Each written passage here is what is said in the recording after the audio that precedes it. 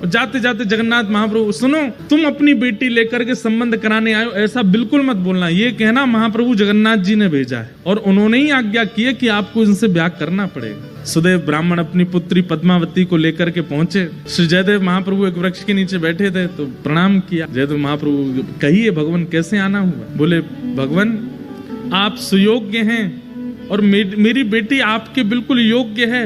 मैं अपनी पुत्री का आपसे विवाह करने के लिए आया हूं।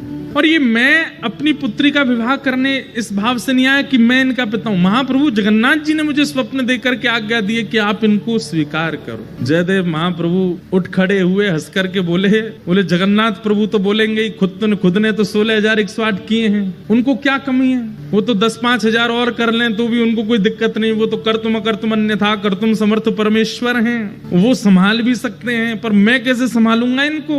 मैं तो एक वृक्ष के नीचे एक रात रहता हूँ, फिर दूसरे वृक्ष के नीचे दूसरी रात गुजारता हूँ, तीसरे मेरा कोई ठिकाना नहीं है। और भाई इनको रखने के लिए तो बहुत व्यवस्थाएं करनी पड़ जाएंगी, मेरे भजन में बाधा हो जाएगी, मेरे चित्त में इतना भाव प्रेम नहीं उमड़ पाएगा फिर ठाकुर जी के प्रति। क्षमा करें महाप्रभु, भले ही जगन्नाथ जी ने इनको भेजा। बोले महाप्रभु जी से कहो कहीं और व्यवस्था देखें इनके लिए, बाकी सारी आज्ञा उनकी स्वीकार है पर ये स्वीकार नहीं है, हम ब्याह नहीं कर पाएंगे। मना कर देते हैं, नहीं करेंगे।